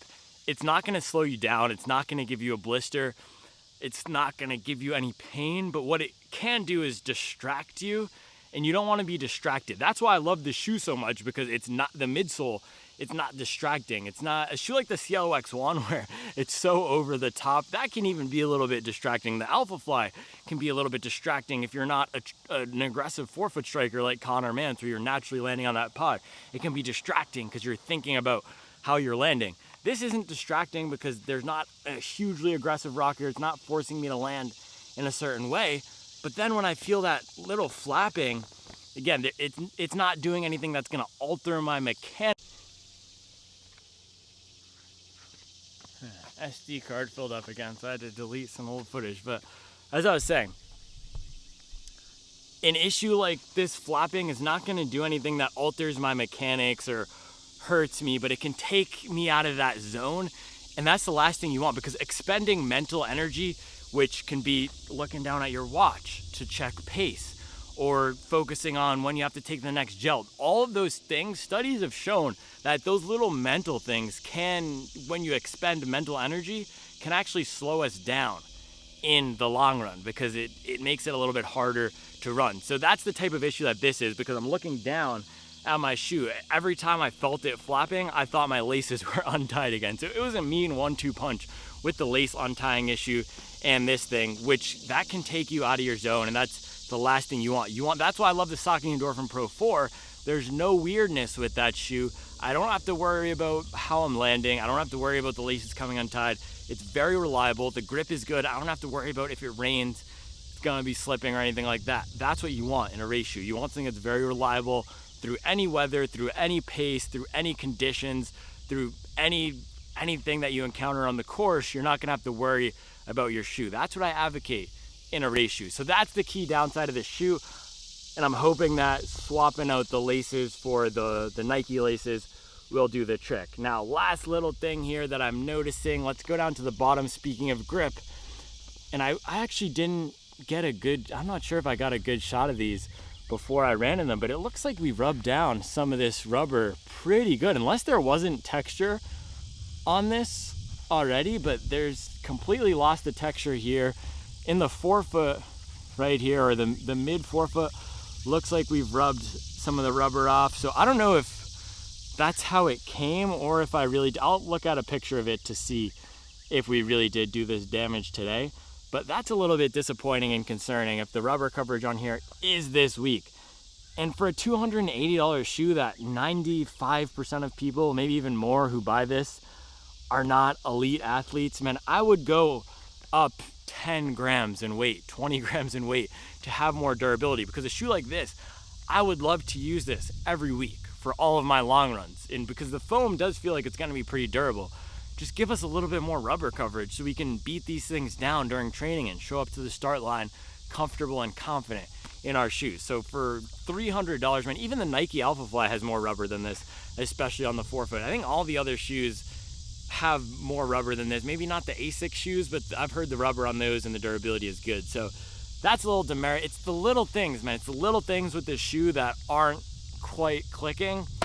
The upper, the laces, and then the rubber coverage. And I did not get a chance to do any wet weather testing, so we'll have to do that another day. So man, after one run, 24 miles, I can tell you right now, favorite race shoe of 2024, the midsole experience is unbelievable. It's amazing. This is the best race midsole I've tried. It's just the upper. Hopefully maybe the light spray edition will solve that, but that's probably like $450 or something, and I'm not sure if that's even going to be widely available.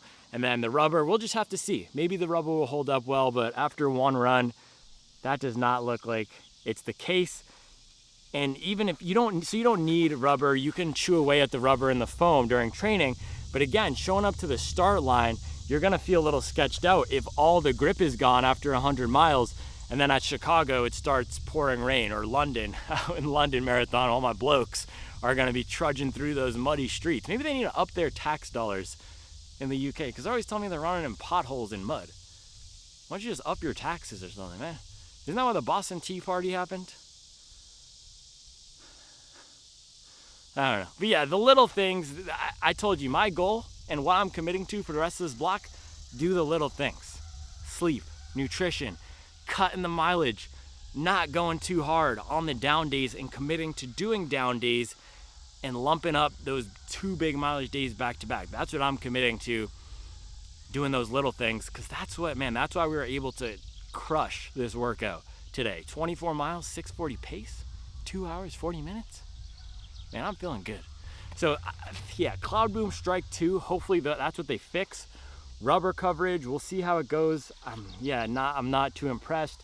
And then upper and laces, trash. Laces are complete trash. I wouldn't call the upper trash, just weird and distracting, and that's not what we want. So man, midsole is an 11 out of 10. Everything else could use a little bit of work. So we'll have to see. We'll have to see where this one slots in, but after today, in perfect dry conditions, complete. Do I even need to say it? Let's just drop a bomb on it.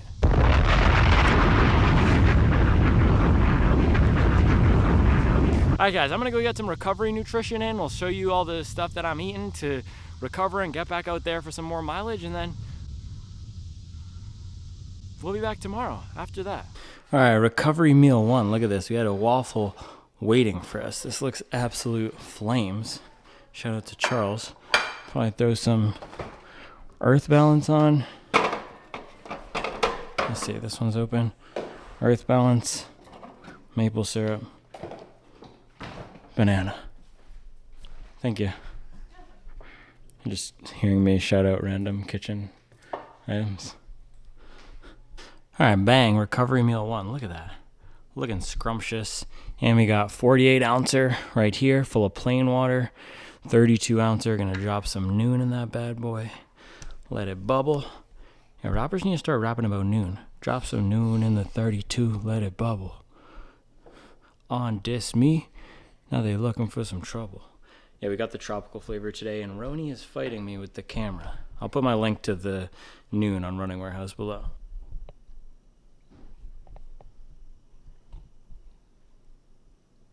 All right, I'll see you guys in a bit. You think it's too hot to do a fire? You're roasting marshmallows, pretend. Yeah, it's probably too hot. It's actually not that hot. This is what she makes me do after I run 24 miles. Look at this. It's disrespectful. What's the... No, there's not. I have to unload it from the dishwasher, so just roll with it. Also, the metal spoons are... All right, recovery meal number 2 right here, lunch. It is 11:50 a.m. Nice big bowl of white rice with some teriyaki tempeh and broccoli. So I always like to get the second meal, nice whole foods. This will carry me through to that afternoon snack. I got the coffee going. I'm trying to hit 400 milligrams of caffeine today. New caffeine PR. Just trying to stay in it. I think we're about 2/3 of the way there. Trying to see Will Ferrell, baby. Let's go. All right, a little afternoon snack. I don't even know if this is a snack, but I'm doing the non-alcoholic Trail Pass IPA. And look at this. We got a little bada bing, bada boom. Can you drive with a non-alcoholic IPA? I don't know. I'm going to finish it before we drive.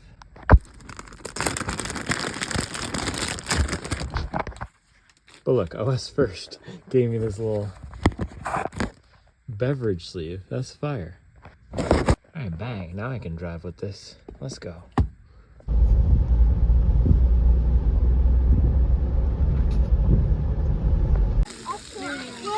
All right, a little snack at the splash pad, veggie sticks, and the Cloud Eclipse. This is my first misstep with the calories. I did not bring enough food.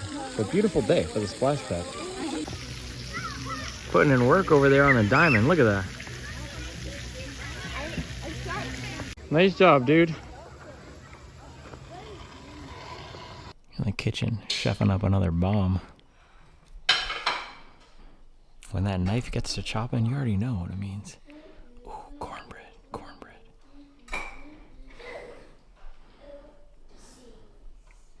And Roni's still fighting me with the camera.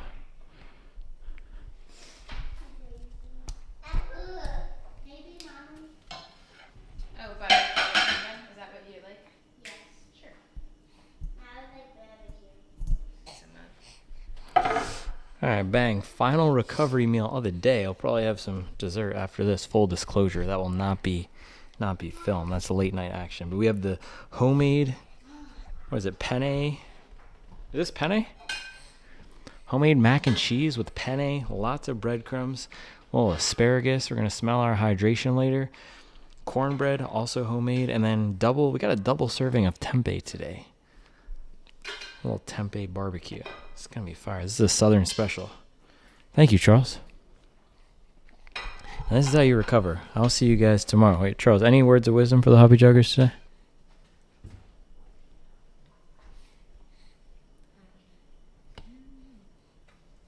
Feeling very wisdom today. Okay. Eat double. Charles said, eat double, get your miles in, and never let them call you small. If they call you small, drop a 24 piece on their head. That's what Charlie said. We'll see you guys tomorrow. All right, we'll pop in here. Look at this. So I kept talking about this looks like 20 millimeters in the forefoot. Yes, it does look like 20 millimeters or millimeters in the forefoot, but let me get this out. Look at this. This is the insole. And this is the secret sauce. This is the secret sauce of the Cloudboom Strike. This is the piece that I completely missed. And this is what happens because I don't read or look at a lot of the other running media stuff before I run in a shoe and even after, just because I don't want my thoughts polluted with what other people are saying. I like to come into it fresh. So you have a really thick insole of Piba here. And I think, I don't know, this foam might be softer than maybe. I don't know. Either way, you have the removable insole. It's kind of cool because you can see the carbon fiber plate. That's the plate right there on top of the bottom layer. So you have bottom layer of foam here, carbon plate, and then this top layer of foam. It's not giving you much in the back. This is maybe 4 millimeters in the back, just a traditional insole. But then the front, you can see you get a ton of this chunk right here. So that's where you're going to get all that bounce in the forefoot. So pretty cool. I don't know yet if I'm going to use this as the one more thing, but maybe I'll just do this as the one more thing. I'm going to do this as the one more thing, and you'll be rewarded for staying to the end. And all the other jabronis out there who left, they won't get this. And by the way, shout out to these two little drinks right here. Pathfinder, fire, non-alcoholic spirit. This is what I drank last night. If you want to have a big long run, you drink this little hemp and root concoction, mix it up with some tonic. This will give you plus 15 seconds per mile. And this is what we've been sipping on all last week. And my mom got us this Pentire, bro, complete flames. Look at this. My mom gets us the coolest stuff. This Mountain Gazette magazine. And then this thing, complete flames. It's Coastal Spritz. Again, non-alcoholic. You got the blood orange, sea rosemary, and oakwood. Fire. Either of these with some tonic, flames, bro. That'll get you right. That'll get you ready to go bang a little 24 piece in whatever revenge shoe you want. All right, guys. I'll see you tomorrow. It's been a long day. This is the thing. We got the 24 in, and then that's just half the battle. We got the rest of the day to go after the 24. But it's 6:53. People are in bed. I'll see you tomorrow.